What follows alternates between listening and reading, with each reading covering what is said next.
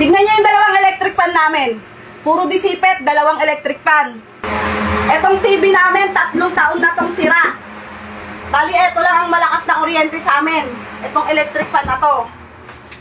Ngayon, tignan nyo ilan ang anak ko. 5 ang anak ko. 5 ang anak ko. Ang binabayaran ko lang dating kuryente, 700. 700 lang yung binabayaran kong kuryente. Ngayon, kung umabot man ng 2,000, ibig sabihin, 3 buwan to pag inabot ng 2,000. Ayan, eto, binayaran ko na. Binayaran ko na yung kuryente namin. Ngayon, mga nasa gobyerno kayo, ha? Hindi kami naglalaro ng bahay-bahayan dito para mag-bill kayo sa akin. Para mag-bill kayo sa amin ng 7,000. Saan namin kukunin tong 7,000 na to? Ha? Paano ba gumagawa kayo ng mga programa ninyo, tapos kami ang hinahayaan nyo magbayad? Anong kala nyo sa amin nasasakupan nyo?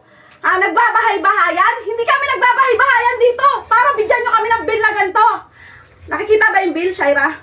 Ayan ang bill, oh. 7,000 yung bill. Ha, samantalang 700 lang yung binabayaran ko buwan-buwan. Kakabayad ko lang nung 1 linggo, kakabayad ko lang. Oh, ayan, kakabayad ko lang nung 1 linggo, ha? 2,000 yan. Nag-balance ako ng 600. Bali, 1 buwan lang. Hindi para paabutin nyo ng ganito kalaki. 7,000 yung bill namin. Ha? Paano na lang kami? Paano na lang mga anak ko? Hindi nakakain? Ha? Nagagawa kayo ng mga programa na 4-piece? Ha? Ang hirap nga makasali dyan sa 4-piece na yan eh. Ilan ang anak ko? Ilan ang anak ko na nag-aaral? Hindi naman kami kasali sa 4-piece. Bago makasali dyan, ang daming etchos. Hindi maraming etchos. Palakasan. Bago makasali sa 4-piece, palakasan.